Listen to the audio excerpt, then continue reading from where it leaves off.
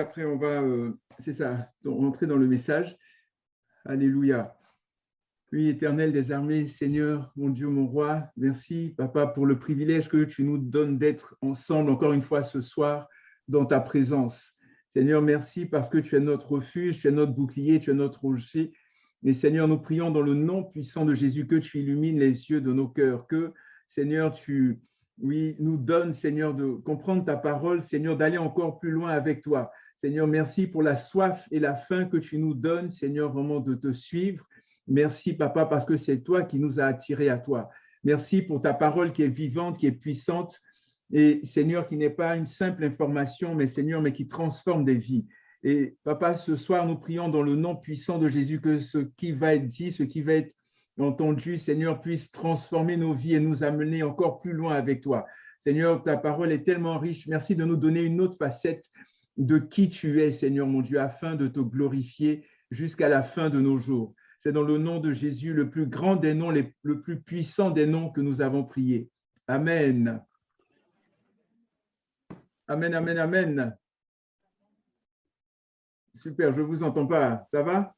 Amen. Amen, merci. Très bien. Donc, c'est ça. Merci pour le privilège et tout d'apporter la parole. Merci.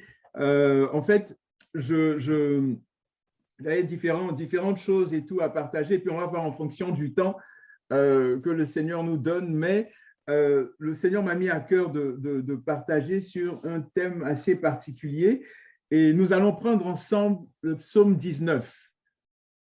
Le psaume 19, donc un des psaumes de David. Et en général, en gros, c'est vraiment un psaume qui est consacré beaucoup à la parole de Dieu. Il y a d'autres aspects qu'on va voir dedans, mais en général, et puis c'est un truc pour retenir les choses. On a par exemple le psaume 1, le psaume 19 et le psaume 119 qui sont des composantes de la parole. Donc, où on élève, où on voit vraiment à quel point le psalmiste aimait la parole et puis élevait la parole qui est Christ en tant que tel. Donc, on a le psaume 1, heureux l'homme qui ne marche pas selon le conseil des méchants, etc., etc. On a le psaume 19, et quand on les met ensemble, ça fait 119, et on a le psaume 119, dans lequel pratiquement tous les versets de ce psaume-là sont, je vais dire, qui élèvent la parole de Dieu, qui parlent des bienfaits de la parole de Dieu, qui nous parlent de ce que le Seigneur a pour nous dans la parole, donc les promesses de sa parole et tout. Donc, dans le psaume 19, est-ce que ça va jusqu'à présent? Vous m'entendez bien? C'est bon? Yes. OK. Donc, le psaume 19, on va le lire au complet. D'abord, il y a en fait en deux grandes parties. Il y a la première partie qui concerne les œuvres de l'Éternel et la deuxième partie donc, qui concerne la parole de Dieu. Et on va mettre l'emphase sur un de ces versets dans le psaume 19. Donc, je lis rapidement. Les cieux racontent la gloire de Dieu et l'étendue céleste annonce l'œuvre de ses mains. Donc, on voit ici que le ciel parle, le ciel raconte la gloire de Dieu. On dit l'étendue céleste. Donc, le ciel annonce l'œuvre des mains de qui? Des mains de l'Éternel. On dit le jour, on donne instruction au jour. Donc, c'est comme si le jour d'aujourd'hui explique au jour de demain ce qu'il doit faire pour pouvoir continuer à donner la lumière, à éclairer et tout. Donc, il y a toujours une histoire d'instruction avec le Seigneur. Nous sommes des disciples et le Seigneur désire nous instruire. Donc, il dit le jour, on donne instruction au jour. La nuit, on donne connaissance à quoi? À la… Vous êtes là? À la nuit. Vous êtes avec moi? Vous m'entendez? Super. Il dit, ce n'est pas un langage, ce ne sont pas des paroles, leur voix n'est pas entendue, leur trace apparaît sur toute la terre, leurs accents vont aux extrémités du monde. Donc, on parle de quoi? On parle des cieux et de la terre, du jour et de la nuit. Et on dit où il a placé une tente pour le soleil. Donc, Dieu qui a placé une tente pour le soleil. Donc, c'est une image extraordinaire. Et on compare le soleil à un époux. On dit où celui-ci et celui-ci, donc le soleil, semblable à un époux qui sort de sa chambre, se réjouit comme un héros de parcourir sa route. Il s'élance d'une extrémité du ciel et achève sa course à l'autre extrémité. Rien ne se dérobe à sa chaleur. J'aimerais m'arrêter 30 secondes sur ce verset-là. On nous dit que le soleil sort de sa chambre. Et quand le soleil sort, et il se promène d'une extrémité du ciel à l'autre, donc de l'est à l'ouest, n'est-ce pas? Le soleil se lève à l'est, il se couche à l'ouest. Et lorsque le soleil marche, lorsque le soleil est en train de faire sa course, lorsque le soleil fait ce pourquoi Dieu l'a créé, qu'est-ce qui se passe? On nous dit ici que rien, absolument rien sur la terre ne se dérobe à sa chaleur. À la chaleur de qui? À la chaleur du soleil. Et j'aimerais, par rapport à ça, encourager quelqu'un pour dire que rien ne se dérobe à ce que Dieu voit dans les yeux ou dans ta vie. Si la créature de Dieu, rien ne lui est caché, le soleil en tant que tel, à plus forte raison, Dieu, par rapport aux moindres choses qui nous préoccupent, qui viennent être peut-être des sources de problèmes ou de quoi que ce soit dans nos vies. Amen. Amen, amen, ça va? Très bien. Ensuite, la deuxième partie. Donc là, on voit vraiment comment dirais-je, la manifestation de la gloire de Dieu à travers les éléments, d'accord, de la nature et tout. Maintenant, la deuxième partie, on va voir la manifestation de la gloire de Dieu à travers sa parole. Verset 8, on nous dit la loi de l'Éternel, elle est comment? Elle est parfaite. On ne peut pas dire que rien n'est parfait. La loi de l'Éternel est parfaite. Elle fait quoi? Elle restaure l'âme. Donc, c'est un peu comme lorsque dans le psaume 23, David pouvait dire, l'Éternel, mon âme, restaure mon âme et tout. Donc, la loi de l'Éternel restaure. Il y a une sorte de restauration qui se fait au plus profond de nous lorsque nous jetons nos regards dans la parole de Dieu et que nous découvrons Christ dans sa parole. Il dit le témoignage de l'Éternel. Donc, tout ça, c'est des synonymes. Hein? Donc, le témoignage de l'Éternel est véridique. Il rend sage le simple. Donc, il y a un témoignage qui est dit de la part de l'Éternel. Dieu rend témoignage de Christ dans sa parole. Dieu rend témoignage de la vie d'hommes et de femmes qui ont eu un impact dans sa parole. Dieu lui-même rend témoignage de ses œuvres dans sa parole. Et on a besoin que nos yeux soient ouverts pour entrer en profondeur et entendre le témoignage de Dieu à travers sa parole tous les jours de nos vies. Il dit, les ordres de l'Éternel sont droits et réjouissent le cœur. Le commandement de l'Éternel est limpide. Il éclaire les yeux. Et ça fait penser à Apocalypse, je pense, c'est lorsqu'il dit, tes yeux, prends un collier pour nettoyer tes yeux. Et la parole de Dieu a cette capacité-là d'ouvrir nos yeux, non seulement nos yeux physiques, oui, par toutes sortes de guérisons, mais nos yeux spirituels aussi, encore plus. Donc, le commandement est limpide, il éclaire les yeux. La crainte de l'Éternel est pure, elle subsiste quand? Pendant 1 mois, 2 mois, 3 mois? Non, absolument pas. La crainte de l'Éternel subsiste toujours. Toujours, toujours, toujours. Les ordonnances de l'Éternel sont vraies, elles sont toutes justes, plus précieuses que l'or, même que beaucoup d'or fin, plus douces que le miel, même que le miel qui coule des rayons. Et là, c'est David qui parle, il dit, ton serviteur aussi en est averti. Pour qui les observe, l'avantage est grand. Qui connaît ses fautes involontaires? Pardonne-moi ce qui m'est caché. Préserve aussi ton serviteur des présomptueux, qu'il ne domine pas sur moi. Alors, je serai intègre, innocent de péché grave. Est-ce que jusqu'à présent, ça va, vous me suivez? Très bien. Verset 15. Reçois favorablement les paroles de ma bouche et la méditation de mon cœur en ta présence, ô Éternel, mon rocher et mon rédempteur. Reçois favorablement les paroles de ma bouche. Donc, c'est une chanson et tout. Mais ici, on voit cette parole-là. Il dit, reçois favorablement les paroles de ma bouche et la méditation de mon cœur en ta présence, ô Éternel, mon rocher et mon rédempteur. Où est-ce que je veux en venir avec ça? Quand je méditais dessus, le Saint-Esprit, c'est comme s'il a fait un zoom et puis il m'a amené à aller voir ce que signifiait ici le mot méditation, la méditation en tant que telle. Et c'est ce que je vais vous partager aujourd'hui, lorsque j'ai découvert des choses par rapport à ça, j'ai commencé à danser tout seul, à vraiment être content. J'ai dit, waouh, merci Saint-Esprit, gloire à toi, ta parole est extraordinaire. Et le mot méditation ici signifie musique qui résonne, une musique qui résonne. C'est le mot higayon en hébreu, c'est une musique qui résonne. Donc, quand il dit ici, reçois favorablement les paroles de ma bouche et la méditation de mon cœur en ta présence. En fait, David est en train de dire, reçois favorablement cette musique, la musique de mon cœur en ta présence. Donc, il y a une musique qui résonne. Et lorsque j'ai continué, ce que je voulais vous partager, c'est que je suis allé voir la racine de ce terme-là, de ce mot méditation. Donc, higayon, Et la racine, c'est agag. Et ce mot agag signifie en fait gémir, grogner, méditer, etc. Et c'est le même mot, tenez-vous bien, quand c'est le même mot qui est utilisé en Josué 1,8. Josué 1,8, ce que mon frère, la dernière fois, Renaud, je pense, avait récité, que ce livre de la loi ne s'éloigne point de ta bouche, médite le jour et nuit pour agir fidèlement selon tout ce qui est écrit, car c'est alors que tu auras du succès dans tes entreprises, c'est alors que tu réussiras. Vous êtes avec moi, hein? Ça va? Très bien. Donc, ce que le Seigneur m'a montré et puis la joie que j'ai ressentie, c'est vraiment que, en fait, le Seigneur me disait, à travers ce verset de Josué 1,8 là, en fait, ça veut dire que la musique que je joue jour et nuit soit la parole de Dieu.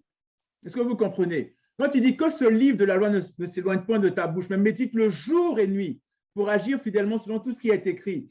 Que la méditation, je ne sais pas si ça vous est déjà arrivé, mais des fois vous êtes là, il y a des chansons qui passent dans votre esprit et tout, et des musiques qui passent. Et ici, le Seigneur, à travers Josué 1,8, quand il dit que ce livre de la loi ne s'éloigne point de ta bouche, il dit la musique qui joue constamment dans ton esprit, cette musique-là doit être ma parole. Au moins, minimum 2 fois par jour, matin et soir, quand il dit jour et nuit. Donc, il dit la musique que je joue jour et nuit doit être la parole de Dieu en tant que telle. C'est cette musique-là qui va me permettre justement d'être en symbiose, d'être accordé avec mon Père, avec mon Dieu, avec mon roi. Est-ce que vous me suivez jusqu'à présent? Ça va? Oui? Ok, super. Donc, vous comprenez, donc Dieu, il y a une musique qui doit constamment être dans notre esprit. Et je bénis le Seigneur justement pour cette initiative aussi par rapport au verset, de dire, mais quand je suis au centre d'achat, ou quand je suis en train de conduire, ou bien quand je suis en train de marcher, ou peu importe ce que je suis en train de faire, que ce qui soit dans mon esprit soit la parole de Dieu, que ce qui est en moi soit, et la dernière fois, je faisais l'expérience, j'étais en train de marcher et puis j'étais là, je priais et puis il y a ce verset-là qui est venu dans mon esprit, Philippiens 4,8. Il disait, au reste, frère, que tout ce qui est vrai, tout ce qui est honorable, tout ce qui est juste, tout ce qui est pur, tout ce qui mérite l'approbation, ce qui est vertueux et digne de louange, soit l'objet de nos pensées. Seigneur, que toutes ces choses soient l'objet de mes pensées dans le nom puissant de Jésus. Et tu commences à prier et ça enrichit. La parole de Dieu, justement, enrichit ta vie de prière. La parole de Dieu vient et puis te bâtit dans les choses de l'Éternel et t'amène à aller encore plus en profondeur. Et ça, c'est une chose que je voulais partager avec vous.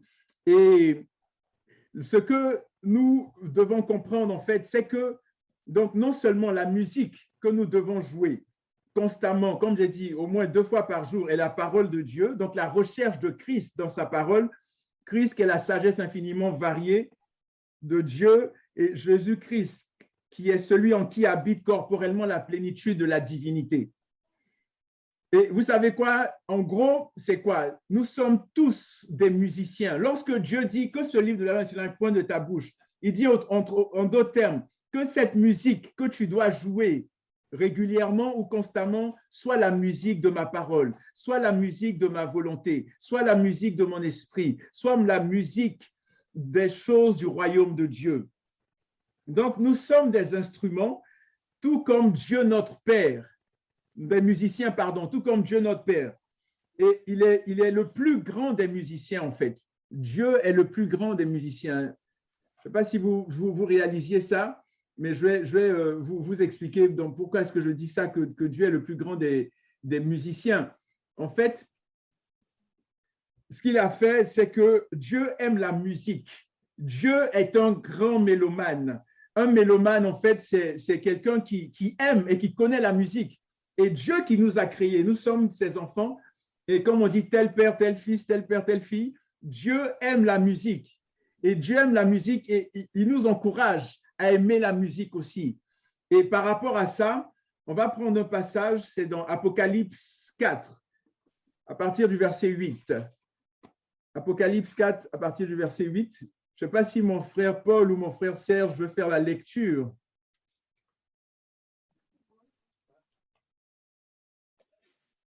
Apocalypse chapitre 4, le verset 8. C'est ça. Tu vas lire verset 4, verset 8, verset 11 aussi, s'il te plaît. 4 bêtes avaient chacune 6 ailes autour d'elles, et au-dedans, ils étaient pleins d'yeux. Et ils ne cessent jour et nuit de dire, Saint, Saint, Saint, Seigneur Dieu Tout-Puissant, qui est et qui sera. C'est ça. Et par rapport à ça, c'est une chanson, en fait. Ils étaient en train de chanter, en train de louer le Seigneur. Et dans leur chanson, Saint, Saint, Saint, et le Seigneur, on ne sait pas c'est quoi l'air, le Saint-Esprit pourra nous le dire et tout, mais ils étaient en train de chanter, de louer, d'adorer le Seigneur. Ensuite, verset 11, mon frère. Verset 11. Tu es digne, ô Seigneur, de recevoir gloire, honneur et puissance, car tu as créé toutes choses, et pour ton contentement, elles sont et ont été créées. Super, merci. Et est-ce que tu peux lire aussi Apocalypse 5, du verset 9 au verset 14, s'il te plaît. Apocalypse 5, du verset 9 au verset 14.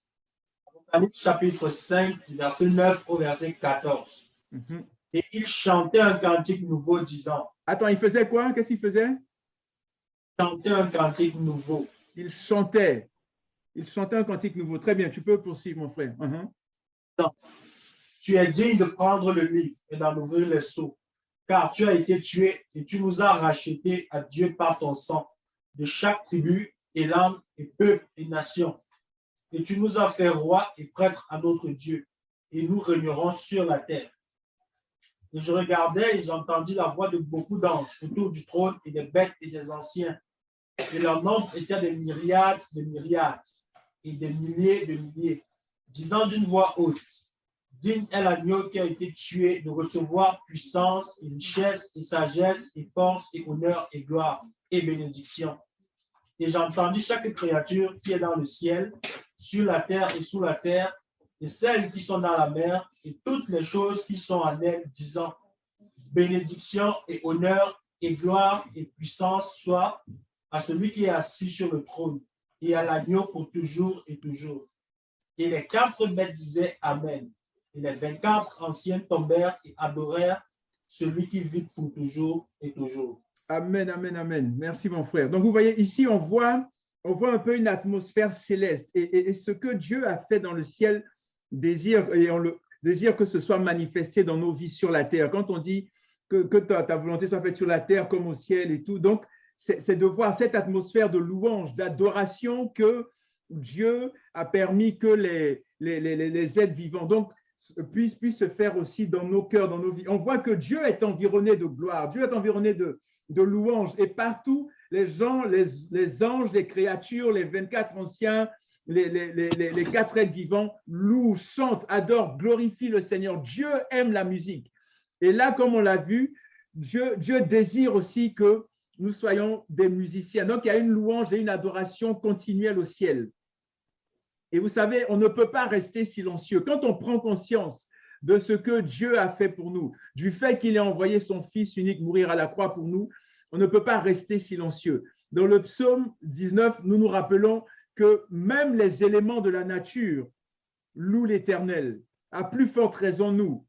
Tout, on a vu dans le psaume 19, il était dit que les cieux racontent la gloire de Dieu. L'étendue du Seigneur annonce l'œuvre de ses mains. Donc, même les cieux, même les éléments de la nature sont en train de louer, d'adorer, d'exalter, de célébrer le Seigneur, de jouer une musique à la gloire et l'honneur du Seigneur. Dans le psaume 148,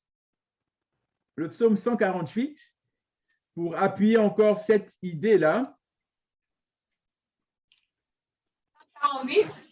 148, oui, c'est ça. OK. Donc, OK, je vais le lire. On dit « Louez l'Éternel du haut des cieux. Louez-le dans les hauteurs. Louez-le, vous tous ses anges. Louez-le, vous toutes ses armées.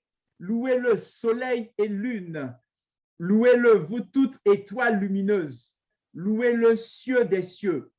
En vous, les eaux qui êtes au-dessus des cieux, donc les nuages, et vous, pardon, les eaux qui êtes au-dessus des cieux, qui louent le nom de l'Éternel, car il a donné un ordre et ils ont été créés. Il les a établis pour toujours et à perpétuité. Il a donné une règle qu'il ne violera pas. Il dit, louez l'Éternel depuis la terre, monstres marins, et vous tous, abîmes, feu et grêle, neige et brouillard, vent de tempête, exécuteur de sa parole, montagne et toutes les collines, arbres fruitiers et tous les cèdres, animaux et tout le bétail, reptiles et oiseaux et les rois de la terre et tous les peuples, princes et tous les juges de la terre, jeunes hommes et jeunes filles, vieillards et enfants, qui louent le nom de l'Éternel, car son nom seul est élevé, sa majesté domine la terre et les cieux, il a relevé la force de son peuple. Sujet de louange pour tous ses fidèles, pour les Israélites, le peuple qui lui est propre. Louez l'Éternel. Donc, vous voyez, toute la nature, toute la création a une bouche. Dieu lui a donné la capacité de le louer. Et ici, on voit toute la nature qui est invitée, qui est amenée à louer le Seigneur, à louer l'Éternel. Vous savez, Dieu aime tellement, tellement la louange. Dieu aime tellement qu'on puisse, je pense dans le psaume 22, il est écrit que Dieu siège au milieu des louanges de son peuple.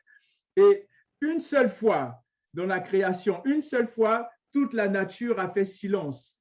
Mon frère Paul, est-ce que tu peux prendre Apocalypse chapitre 8, s'il te plaît? Apocalypse chapitre 8, à partir du verset 1. Et là, le contexte, c'est les différents sceaux qui sont ouverts, qui ont été ouverts, les 7 sceaux.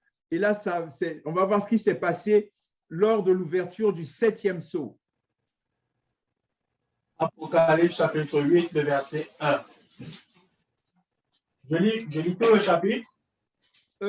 Non, juste le verset 1 d'abord. Oui, vas-y. 1 et 2.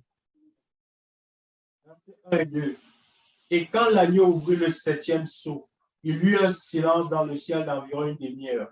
Vous voyez, vous vous rendez compte, il y a eu un silence dans le ciel. Il n'y avait jamais eu de silence. Mais là, il y a eu un silence. Et de combien de temps? Une demi-heure. Même pas longtemps, même pas des heures ou 24 heures ou quoi que ce soit, mais un silence d'une demi-heure. Parce que il y a quelque chose qui se passait ici. Mais l'atmosphère générale, il n'y a pas de silence au ciel. À plus forte raison sur la terre.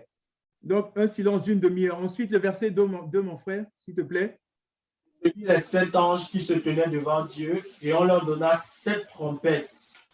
C'est ça. Et les trompettes, c'est quoi? On ne leur a pas donné juste pour leurs beaux yeux ou quoi que ce soit, absolument pas, mais c'était pour souffler dedans. Amen. Donc, vous savez, donc si je récapitule un peu, on a vu que Dieu nous invite à jouer de la musique. Il nous dit que la musique que nous jouons soit constamment la parole de Dieu, soit constamment sa volonté, soit constamment des choses qui le concernent jour et nuit, le plus qu'on peut. Et c'est pour ça que c'est important vraiment d'être rempli de sa parole, d'être rempli de lui, de son esprit surtout. Et ensuite, on voit qu'il y a eu un silence d'une demi-heure dans les cieux lors de l'ouverture du 7e sceau. Et vous savez, Dieu aime tellement, tellement la musique qu'il a créé un de ses anges. Et par rapport à cet ange-là, il a créé des instruments d'avance pour lui. On va prendre Ézéchiel 28 au verset 13. Ézéchiel 28, verset 13.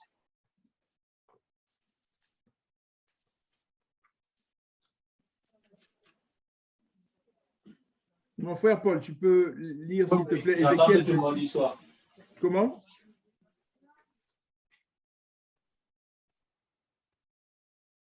Ézéchiel 28, verset 13. C'est ça. Regarde, commence au verset 11, s'il te plaît. Voilà, comme ça, on va avoir une idée globale et tout, s'il te plaît. Ézéchiel 28 à partir du verset 11. Est-ce que tout le monde y est? Oui. La parole de l'Éternel me fut adressée en ces mots. Fils de l'homme, prononce une complainte sur le roi de Tyr. Tu lui diras, ainsi parle le Seigneur l'Éternel. Tu mettais le sceau à la perfection. Tu étais plein de sagesse, parfait en beauté. Tu étais en Éden, le jardin de Dieu. Tu étais couvert de toute espèce de pierres précieuses, de sardoine, de topaz, de diamant, de chrysolite, d'onyx, de jaspe, de saphir, d'escarbot, d'émeraude et d'or. Tes tambourins et tes flûtes étaient à ton service, préparés pour le jour où tu fus créé. Amen. Merci beaucoup, mon frère. Vous voyez ici, on nous parle de cet ange-là qui s'est rebellé et tout ça, qui s'appelle Lucifer. Et ici, Dieu qui dit, tu étais en Éden, le jardin de Dieu. Donc, l'Éden céleste, l'Éden dans le ciel. Et ici, Dieu dit, tu étais couvert de toute espèce de pierres précieuses, de sardoine, de topaz, de diamants, etc. Et là, il parle maintenant d'instruments de musique. D'accord? Et le Seigneur dit, tes tambourins et tes flûtes étaient à ton service, préparés pour le jour où tu fus créé. Donc, Dieu qui aime tellement la musique, il a dit, il y a un de mes anges, je vais lui préparer des instruments et il va jouer pour ma gloire. Et ces instruments-là que je vais préparer avant de le créer, ces instruments, il dit précisément que c'est des tambourins et des flûtes, pas juste un seul tambourin ou un seul tam-tam, pas juste une seule flûte, mais plusieurs flûtes. Il dit, tes tambourins et tes flûtes étaient à ton service. Et ce que j'ai découvert de très intéressant par rapport à ce passage-là, quand on lit dans la version Darby, on va un peu plus loin et on regarde dans la version Darby, il est dit ici, tu as été en Éden, le jardin de Dieu, toutes les pierres précieuses te couvraient, le sardius, la topaze, le diamant, etc. Il dit, le riche travail de tes tambourins et de tes flûtes était en toi. Au jour où tu fus créé, ils étaient préparés. Ça veut dire quoi? Ça veut dire que Dieu, dans sa gloire, dans son infinie bonté et tout, il a pris ces instruments-là et il les a mis dans ce tange à l'intérieur. Est-ce que vous me suivez? Il dit, tes tambourins et tes flûtes étaient en toi. Étaient en toi. C'est une des raisons pour lesquelles, j'ouvre juste une parenthèse pour dire que lorsque il y a des personnes qui veulent percer, par exemple, dans le domaine de la musique, ils vont faire toutes sortes de pactes ou de contrats ou d'alliances avec l'ennemi, avec le diable, parce que Dieu a mis en lui, Dieu lui a donné la musique, Dieu lui a donné cela et Dieu n'a pas retiré. Et Dieu lui a donné le fait de pouvoir toucher des gens avec la musique. Et vous allez voir que des gens, ils sont capables je veux dire, n'importe qui chante n'importe quoi, et puis des personnes qui vont être en transe, des personnes qui vont être possédées, il y aura toutes sortes de choses parce que la musique est quelque chose d'extrêmement puissant. Et Dieu est le plus grand des musiciens. Vous savez, nous aussi, Dieu a mis des instruments en nous. Nous sommes des instruments. Notre voix, on parle de cordes vocales. Habituellement, on a toutes sortes d'instruments, des instruments comment dirais-je, à cordes, c'est ça, des instruments dans lesquels on souffle et tout. On parle de cordes vocales.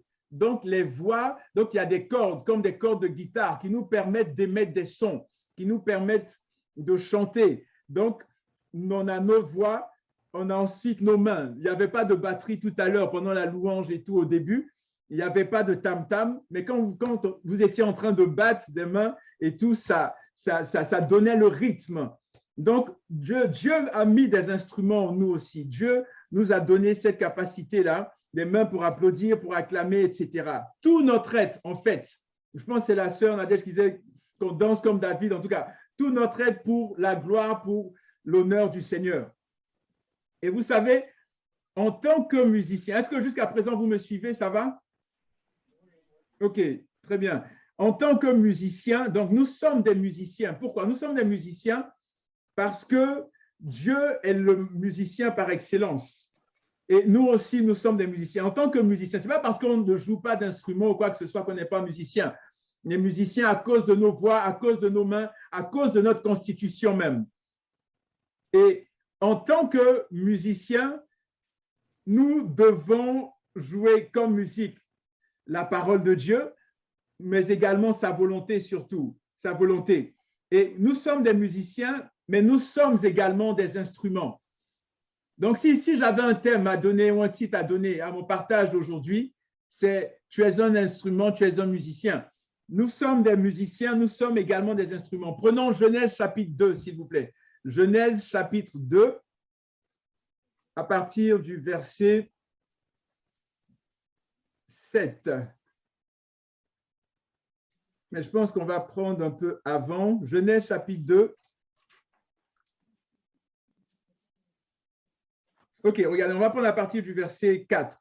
Mon frère Paul. Ouais. Genèse chapitre 2 à partir du verset 4. Oui.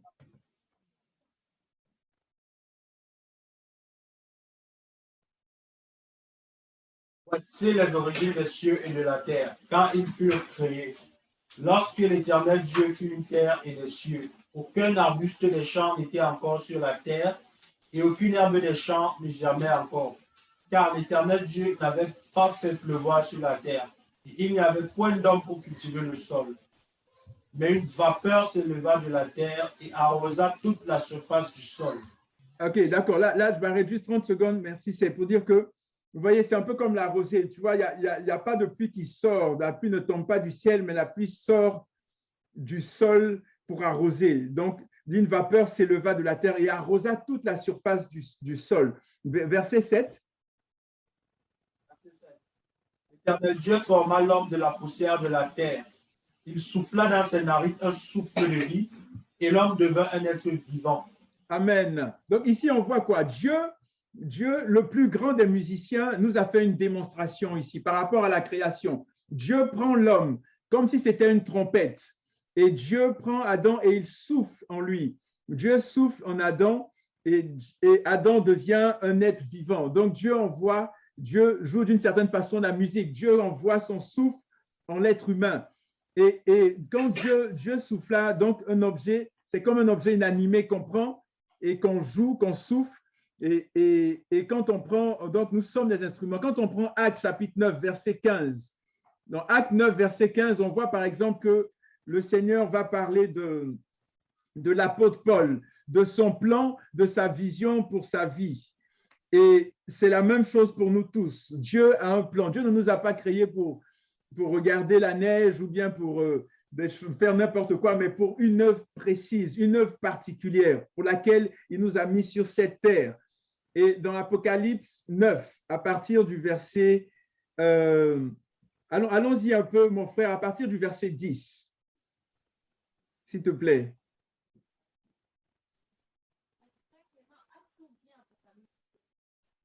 Apocalypse 9. Actes chapitre 9, pardon, Actes chapitre 9, à partir du verset 10. Actes chapitre 9, c'est bien ça? Oui, c'est ça, exactement.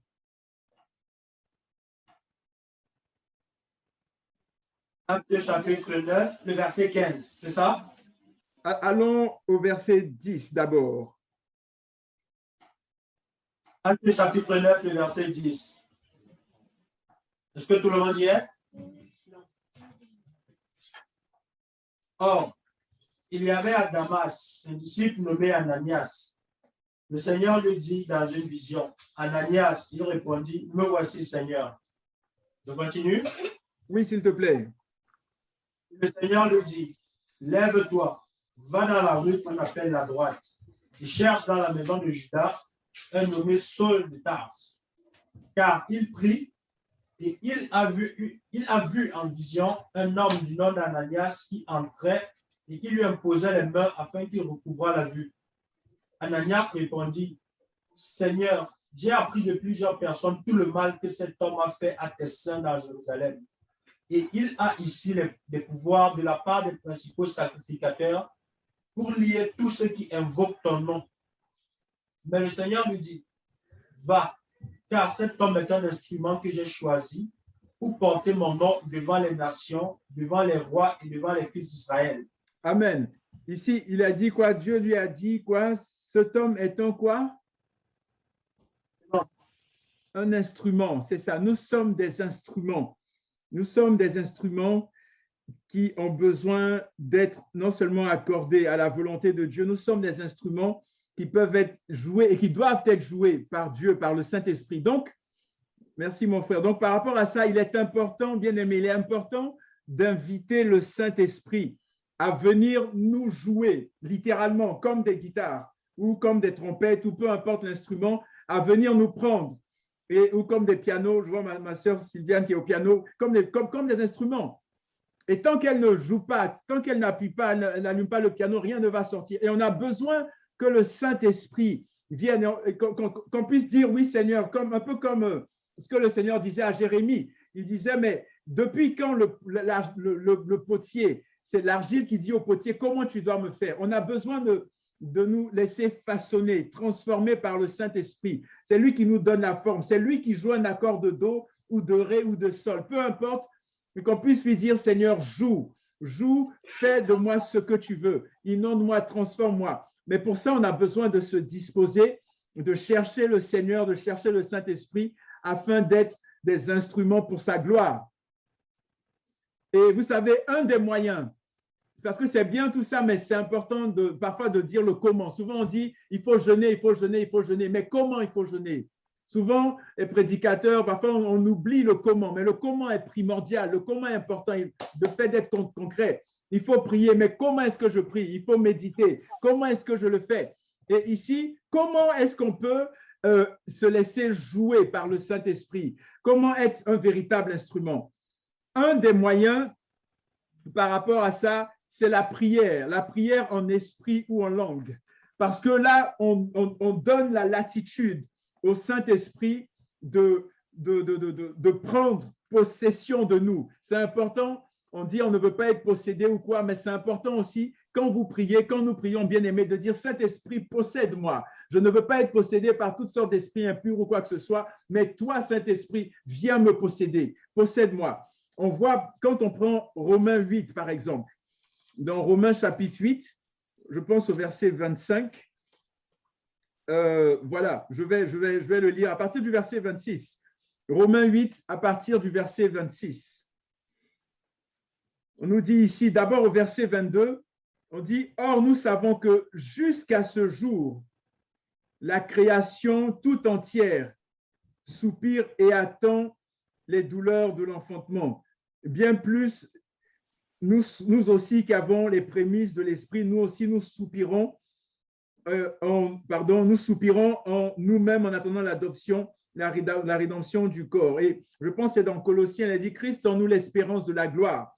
Mais au verset 26, quand on se dispose, que fait le Saint-Esprit? Comment est-ce qu'il nous utilise comme instrument pour émettre un son à sa gloire? Comment est-ce qu'il va nous utiliser si on se dispose correctement par rapport à l'activité, par rapport à la campagne du mois de janvier? On a besoin de comprendre que nous sommes de véritables instruments. Seigneur, joue la musique que tu veux. Joue les notes que tu veux, joue l'accord que tu veux, utilise-moi comme tu veux. Me voici, je me dispose, fais ton œuvre en moi. En Romains 28, verset 26, on dit, de même aussi, l'Esprit vient au secours de quoi?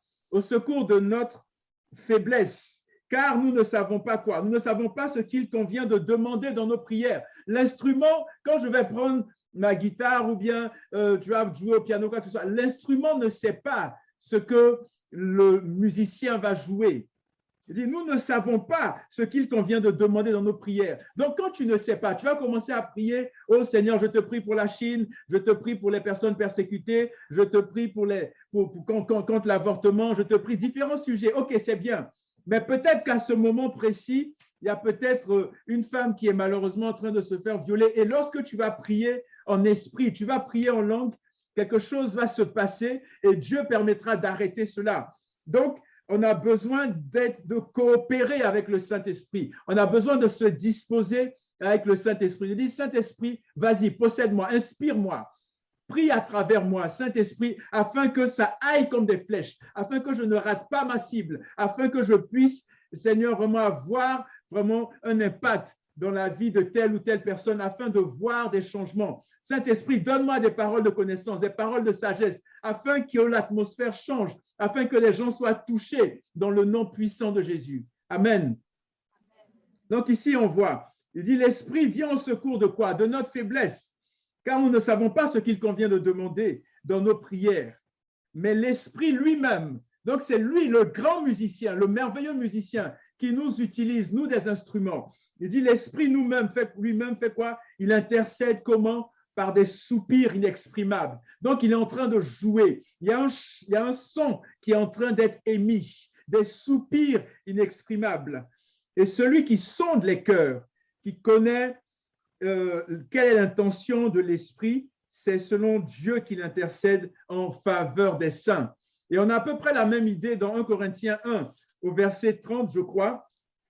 Dans 1 Corinthiens 1, au verset 30, où lorsque on se dispose et où on se met à collaborer vraiment avec le Saint-Esprit, à dire Saint-Esprit, je veux te connaître encore plus. tu es le Paraclet. Jésus a dit, je vous enverrai un autre consolateur.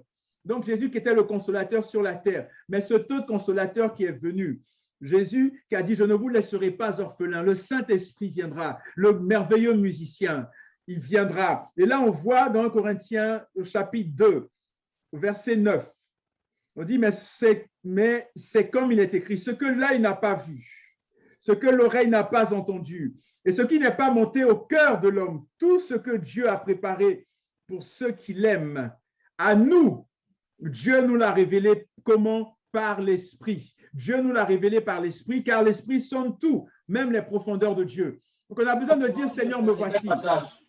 1 Corinthiens, chapitre 2, du verset 9 au verset 10.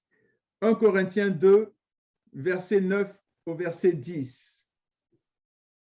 Et par la suite, rapidement, il dit, qui donc parmi les hommes, verset 11, sait ce qui concerne l'homme, si ce n'est l'esprit de l'homme qui est en lui. De même, personne ne connaît ce qui concerne Dieu, si ce n'est l'esprit de Dieu. Or, nous n'avons pas reçu l'esprit du monde. Non, non, non, non, non, non. Nous n'avons pas reçu l'esprit du monde, mais l'esprit qui vient de Dieu, afin de savoir ce que Dieu nous a donné par sa grâce. Et justement, c'est quand on se laisse collaborer, on se laisse toucher, pardon, on se laisse jouer par le Saint-Esprit que nous voyons et que nous vivons ce genre de choses. Donc, un des moyens, la prière, on a parlé de la parole au début et tout, un des moyens, la prière aussi, la prière en esprit, la prière en langue. Mon frère Paul, est-ce que tu peux prendre Actes chapitre 2? On va voir comment est-ce que le Saint-Esprit joue encore. Actes chapitre 2, à partir du verset 1, du verset 1 au verset 4, s'il te plaît. Actes chapitre 2, du verset 1 au verset 4. Est-ce que tout le monde y est?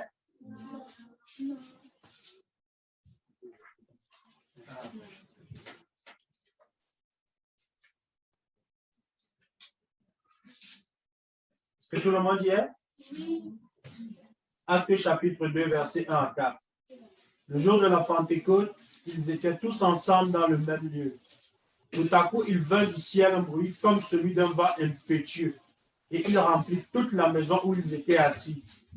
Des langues semblables à des langues de feu leur apparurent, séparées les unes des autres, et se posèrent sur chacun d'eux. Et ils furent tous remplis du Saint-Esprit, et se mirent à parler en d'autres langues, selon que l'Esprit leur donnait de s'exprimer. Amen. Merci, mon frère. Donc ici, on voit, on nous dit, ils étaient tous ensemble, comme nous aujourd'hui, ils étaient tous ensemble, et on dit tout à coup, il vint quoi? Du ciel, quoi? Un bruit, un son, une musique. Il y a eu un grand bruit. On dit le bruit ressemblait à un souffle violent qui remplit toute la maison. Donc, on voit la musique partout. On voit la musique, on entend la musique. Il y a eu un grand bruit. Et lorsque ce bruit est venu, comme un souffle qui remplit toute la maison, on dit des langues. Pourquoi des langues? Des langues qui semblaient de feu et qui se séparaient les unes des autres leur apparurent. Elles se posèrent sur chacun d'eux. Ils furent tous remplis d'Esprit Saint et se mirent à parler en d'autres langues. Pourquoi des langues? Parce que lorsqu'on a lu un peu dans Apocalypse 4 et 5, on a vu que les gens étaient en train d'adorer le Seigneur. Tu es saint, tu es saint, tu es digne, notre Seigneur et notre Dieu, de recevoir la gloire, l'honneur et la puissance, car tu as créé toutes choses. Et c'est par ta volonté qu'elles existent et qu'elles ont été créées. Donc, on se sert de la langue pour parler, pour chanter, pour adorer Dieu. Et là, Dieu met un symbole de langue qui descend sur eux. Non seulement il y a la musique qui vient, qui est l'introduction de la chanson extraordinaire de la venue du Saint-Esprit ce jour-là. Donc, on a la musique qui vient et ce bruit violent, des gens ont entendu comme un souffle violent, mais ensuite, il y a les langues. Et lorsque les langues viennent, et lorsque tu commences à louer, à adorer Dieu par la langue de l'Esprit, tu parles la langue, même si tu ne pries pas encore en langue, mais tu te disposes à adorer le Saint-Esprit, à adorer le Seigneur. Qu'est-ce qui se passe? Dieu se glorifie et tous ceux qui sont là, même s'ils ne sont pas de ta langue ou quoi que ce soit, sont touchés. Ils entendent les merveilles de Dieu. Alléluia. Donc, ils entendent. Donc, on voit ici ce qui se passe. Comment est-ce que le Saint-Esprit a joué sa partition ce jour-là, ce jour de la Pentecôte?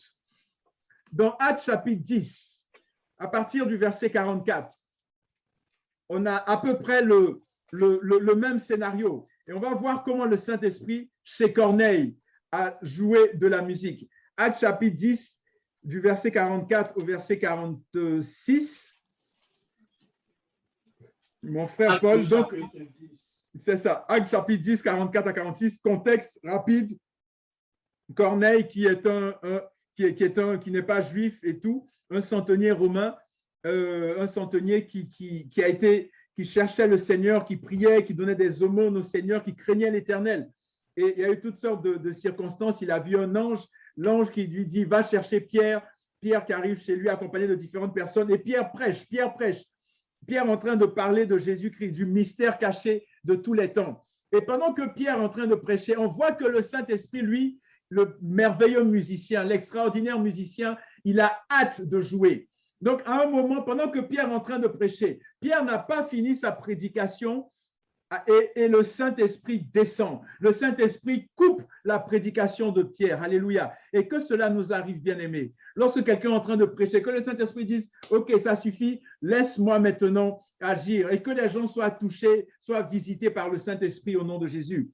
Donc, on voit que Pierre, on nous dit au verset 44, oui, mon frère Paul, si tu peux lire à partir du verset 44. Comme Pierre prononçait encore ces mots, le Saint-Esprit descendit sur tous ceux qui écoutaient la parole. Tous les fidèles circoncis qui étaient venus avec Pierre furent étonnés de ce que le don du Saint-Esprit était aussi répandu sur les païens, car ils les entendaient parler en langue et glorifier Dieu. Amen, amen, amen. Donc on voit ici, ils se sont disposés, ils étaient là, ils avaient soif, ils avaient faim, ils se sont disposés et le Saint-Esprit descend. Et ils se mettent à jouer, ils se mettent à adorer, ils se mettent à chanter, ils se mettent à exalter le Seigneur. Et on voit la transformation. Ensuite, ils se sont fait baptiser d'eau, etc., etc. Donc, on voit comment il est important, bien-aimé, de rechercher tous les jours le Saint-Esprit, de dire bonjour Saint-Esprit. Saint-Esprit, même si peut-être tu n'as pas faim ou tu n'as pas soif de Dieu, Saint-Esprit, donne-moi faim et soif de toi. Saint-Esprit, j'ai besoin de toi. Saint-Esprit, ma sœur dit que tu as ouvert ses yeux. Elle dit qu'elle prophétise. Seigneur, fais-le pour moi aussi dans le nom puissant de Jésus. Saint-Esprit, je veux être cet instrument utile entre tes mains. Fais ton œuvre dans ma vie, merveilleux Saint-Esprit. Dans 1 Corinthiens, chapitre 13, dans 1 Corinthiens 13, et ça, c'est un des secrets. Paul, qui est cet instrument-là aussi, Paul qui s'était tellement disposé, il dit, je prie en langue plus que vous tous. Paul qui pouvait vivre des mystères, des révélations du Saint-Esprit extraordinaires. Paul qui a écrit pratiquement la moitié du Nouveau Testament. Pourquoi? Mais à cause du fait qu'il s'est disposé en tant qu'instrument. Il a dit, me voici, joue Seigneur. Alors joue la musique que tu veux. Je veux faire ta volonté. Joue, Seigneur. 1 Corinthiens 13, à partir du verset 1. 1 Corinthiens chapitre 13, à partir du verset 1. Je lis tout le chapitre. Non, juste le verset 1, s'il te plaît. Quand je parlerai des langues des hommes et des anges, si je n'ai pas la charité, je suis un airain qui résonne ou une cymbale qui retentit. Très bien, merci. Ici, on dit, j'ai parlé des langues, le langage de l'esprit et tout ça, mais ici, Paul dit, quand je parlerai les langues des hommes et des anges, si je n'ai pas l'amour ou la charité, je suis du bronze qui résonne ou une cymbale qui retentit. Ça veut dire quoi? Ici, ça veut dire qu'il y a une équation. On doit être, je ne sais pas si vous aimez les maths ou quoi, mais il est important de savoir qu'il y a une équation ici qu'on doit tenir compte, de cette équation-là. Donc, en fait, c'est si on a les langues uniquement, sans l'amour, et on est dans les langues seulement, sans l'amour, on est comme du bronze qui résonne ou une cymbale qui retentit. Autrement dit, c'est quoi? C'est comme si on est là, et puis il y a un tam-tam, et puis, je ne sais pas moi, une batterie, et puis tu es là, tu joues simplement. Tu joues. OK, oui, c'est bien beau. Tu as joué, on saute, on danse, tout ça, mais on a besoin aussi d'entendre des chansons. On a besoin d'entendre des voix. Donc, il y a quelque chose qui est incomplet ici. Je ne veux pas juste entendre les cymbales. Je ne veux pas juste entendre les percussions, la caisse claire, les batteries et tout ça. Non, je veux une chanson aussi, qui est une chanson qui me donne le rythme et tout, sur laquelle je puisse danser, sur laquelle je puisse louer mon Seigneur. Donc, le Seigneur dit ici, les langues, il y a une combinaison importante. Il y a les langues plus l'amour. L'amour agapé, on a eu plein de messages sur l'amour et tout. Les langues plus l'amour, c'est une combinaison extraordinaire. C'est une partition musicale agréable. C'est un son agréable aux oreilles de notre papa. Lorsque tu commences à prier, à adorer le Seigneur. Seigneur, je te prie pour mes frères et sœurs à Montréal. Je te prie, Seigneur, pour ma sœur Nadège, pour ma sœur Bibi, pour ma sœur Sylviane, celles des personnes que je vois là. Je te prie pour ma sœur Emma. Je te prie pour mon frère Paul, pour mon frère Renaud, pour Michel, etc., etc. Je te prie, Seigneur, pour mes bien-aimés. Je commence à le louer, à l'adorer en langue. Et à cause de l'amour qui me presse et que j'élève mes frères et sœurs, que je ne prie pas juste pour moi, mais je me moi, il y a quelque chose d'extraordinaire qui se passe. Il y a une combinaison, il y a une musique agréable qui se fait entendre dans les cieux et Dieu penche son oreille et Dieu agit, Dieu intervient. Amen. Ensuite, j'arrive presque à la fin.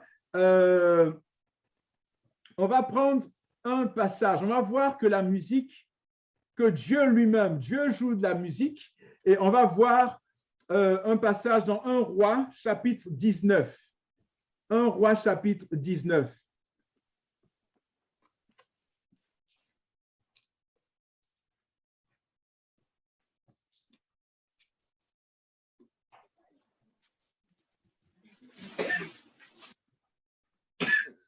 Un Roi 19. 1 Roi, chapitre 19. C'est ça. Donc, le contexte, ça va être à partir ça va être du verset 11 au verset 13. Mais le contexte, en fait, c'est Élie qui était à Horeb, Élie qui a fait descendre le feu du ciel, et par la suite, Élie qui a été, comment dirais-je, qui a été menacé par, comment elle s'appelle, par Jézabel, c'est ça? Et donc, Élie a fui au mont Horeb. Élie a fui, et à partir du verset 11, on voit le Seigneur qui vient parler à Élie. Donc, est-ce que tu peux lire, mon frère, 1 Roi 19, du verset 11 au verset 13? 1 Roi, chapitre 19, le verset 11 au verset 13. L'Éternel dit, « Sors et tiens-toi dans la montagne devant l'Éternel. » Et voici, l'Éternel passa. Et devant l'Éternel, il y eut un vent fort et violent qui déchirait les montagnes et brisait les rochers. L'Éternel n'était pas dans le vent. Et après le vent, ce fut un tremblement de terre. L'Éternel n'était pas dans le tremblement de terre. Et après le tremblement de terre, un feu. L'Éternel n'était pas dans le feu. Et après le feu, un murmure doux et léger. Quand Élie l'entendit, il s'enveloppa le visage de son manteau, il sortit et se tint à l'entrée de la caverne. Et voici, une voix lui fit entendre ces paroles. « Que fais-tu ici, Élie? » Très bien, merci mon frère. Vous voyez ici, ce qui est extraordinaire, c'est que on voit Dieu qui arrive, Dieu qui vient rencontrer son serviteur, comme Dieu qui vient nous rencontrer tous les jours. Lorsque nous nous disposons, lorsque nous rentrons dans le lieu secret, Dieu qui vient, Dieu qui est déjà là.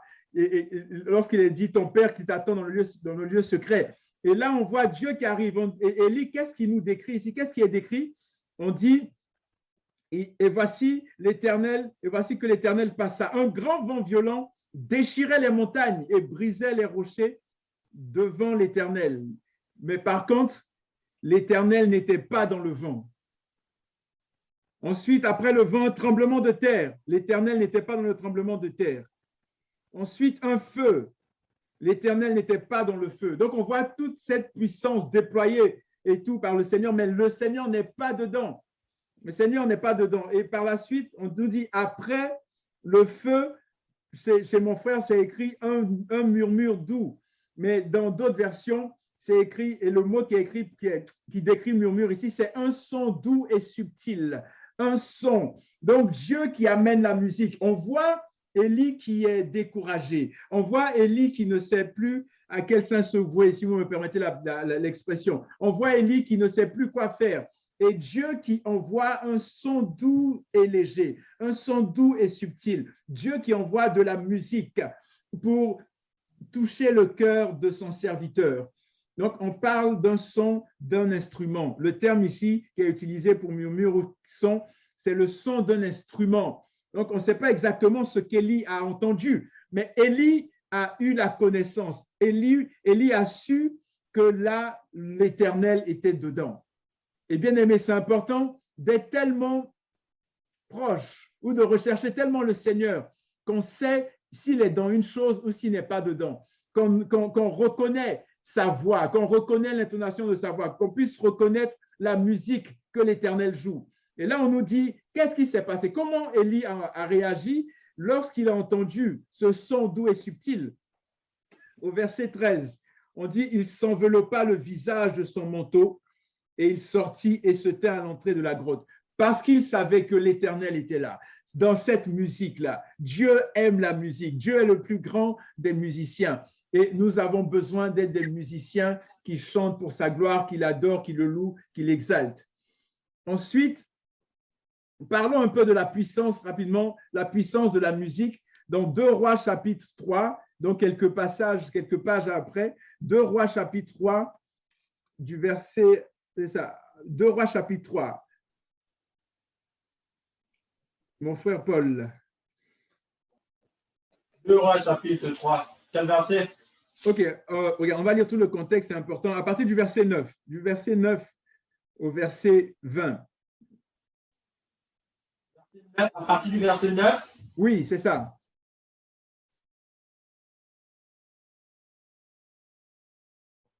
Jusqu'au verset 20, c'est ça? Oui, tout à fait.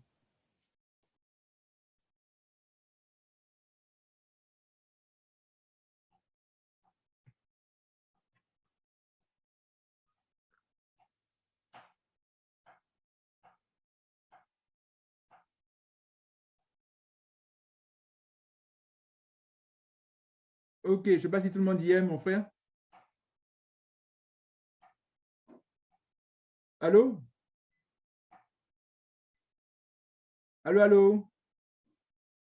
On dirait que l'image a bloqué. Hein? Oui, c'est ça, ma soeur Kathleen. Aïe, aïe, aïe.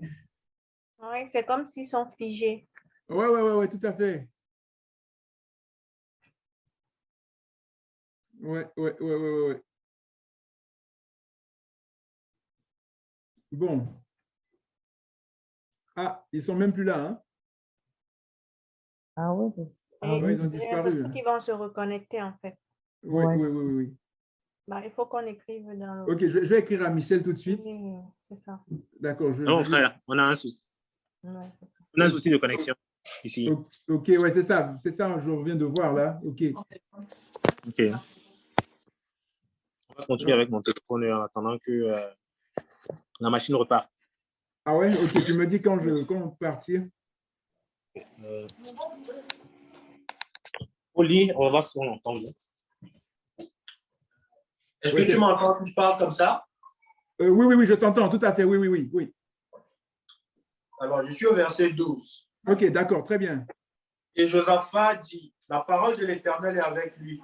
Le roi d'Israël, Josaphat et le roi d'Édom descendirent auprès de lui. Élisée dit au roi d'Israël, qu'y a-t-il entre moi et toi? Va vers les prophètes de ton père et vers les prophètes de ta mère. Et le roi d'Israël lui dit non, car l'Éternel a appelé ces 3 rois pour les livrer entre les mains de Moab. Élisée dit, l'Éternel des armées dont je suis le serviteur est vivant.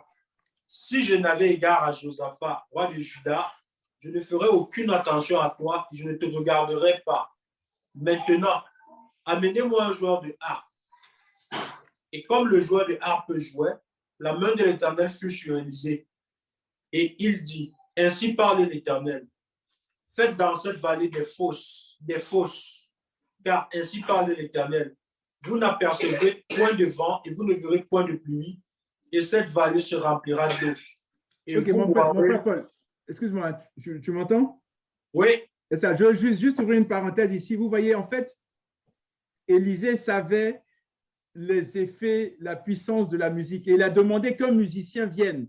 Et lorsque le musicien est arrivé, Élisée a commencé à prophétiser. Donc, la musique change l'atmosphère aussi, peut a la capacité de changer l'atmosphère spirituelle d'un endroit, d'un lieu, etc. Donc, oui, vas-y, tu peux poursuivre. Ok. Verset 18. Mais cela est peu de choses aux yeux de l'Éternel. Il livrera Moab entre vos mains. Vous frapperez toutes les villes fortes et toutes les villes d'élite. Vous abattrez tous les bons arbres vous boucherez toutes les sources d'eau et vous ruinerez avec des pierres tous les meilleurs champs. Or, le matin, au moment de la présentation de l'offrande, voici, l'eau arriva du chemin des dents et le pays fut rempli d'eau. Amen. Amen, amen. Donc, en fait, ici, ce qu'on voit, c'est le miracle qui a pris place. On voit que le Seigneur a montré à son serviteur, à l'aide d'un musicien, il a été inspiré et il a prophétisé. Et le lendemain matin, on a vu que le pays était rempli d'eau. Or, il y avait la sécheresse auparavant et tout. Donc, Dieu se sert de toutes sortes de choses pour apporter le miraculeux.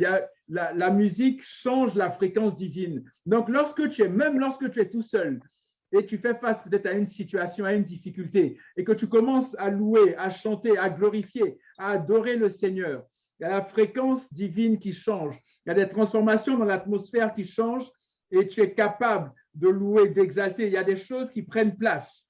Et c'est dans ce sens-là que non seulement nous sommes des instruments, mais nous sommes des musiciens. J'ai fait quelques recherches rapides, ça ne va pas être long, je suis pratiquement à la fin, par rapport aux bénéfices de la musique sur l'être humain. Et il y a plusieurs scientifiques et tout, et des sites de renom qui disaient qu'en fait, la musique transmet non seulement, on dit souvent la musique adoucit les mœurs, mais la musique transmet des émotions positives, elle procure une sensation de plaisir parce qu'elle vient toucher à des neurones, la dopamine notamment, des neurones dans notre cerveau. Et lorsque, à plus forte raison, ce n'est pas forcément que je mets une chanson ou quoi que ce soit, je peux le faire et louer mon Seigneur. Mais lorsque moi-même, je me mets à chanter, à louer, à adorer, à prier le Seigneur, à l'exalter, il y a cette joie qui m'envahit et je sors de sa présence, même si le problème n'a pas été encore réglé, mais je sais qu'au fond de moi, j'ai la victoire. Et le Seigneur, en fait, par le fait de me laisser toucher, transformer, il me fait marcher sur des lieux élevés. Il me permet de m'élever face à la situation. Il me permet de voir au-delà. Cette chose qui me bloquait et qui m'empêchait, le Seigneur me permet de prendre de la hauteur. Pourquoi? Parce que je me suis laissé jouer par lui. Je me suis laissé, un peu comme le Seigneur Jésus, avant de partir, il a dit, Seigneur, non pas ma volonté, mais ta volonté. Seigneur, c'est dur, je sais ce qui m'attend, mais vas-y, joue ta partition, Seigneur mon Dieu. Vas-y, pas ma volonté, mais ta volonté. Et il est important qu'on puisse, bien aimé, arriver à ce niveau-là, à dire, Seigneur, que je puisse mourir véritablement à moi-même, que je puisse sortir du je me moi et que ce soit toi qui prennes toute la place. Donc, on voit que la musique, non seulement transmet des émotions positives, mais la musique aussi réduit le stress et l'anxiété. Le fait d'être stressé ou quoi, mais tu rentres et puis tu te mets à louer, à chanter, à adorer le Seigneur, il y a une réduction de stress ou d'anxiété qui est faite. Et lorsque le Seigneur nous dit, en Matthieu 6, 33, il dit, cherchez premièrement le royaume et la justice de Dieu, et le reste vous sera donné. Il parlait des inquiétudes, le manger, le boire et le vêtement, des choses principales dont un être a besoin. Le reste, c'est des accessoires. Mais il dit, lorsque tu t'attends à moi, lorsque tu cherches à faire ma volonté, lorsque tu te laisses jouer par moi, à ce moment-là, tu vas voir que le stress, l'anxiété va partir. Philippiens 4, 6 à 7, qui dit, ne vous inquiétez de rien, mais en toute chose, n'importe quoi, il n'y a pas de petites ou de grandes choses. Il dit, mais en toute chose, faites connaître quoi? Vos besoins à Dieu. Comment? Par des prières, des supplications, des actions de grâce. Et la paix de Dieu, qui surpasse toute intelligence, gardera nos cœurs et nos pensées en Jésus-Christ. Donc, c'est à ce moment-là, c'est comme ça qu'on se laisse jouer par le Saint-Esprit. C'est comme ça qu'on dit, Seigneur, joue, me voici. Fais ton œuvre dans ma vie. En toute chose, je te présente telle et telle situation et je commence à louer, à prier en langue, à adorer le Seigneur. Et le Seigneur fait son œuvre. Comment il va le faire? Ça lui appartient. Mais Seigneur, moi, je te loue, je t'exalte, je t'adore, je te magnifie. Quoi que vous fassiez, que ce soit en œuvre ou en parole, que ce soit pour la gloire de Dieu. Amen.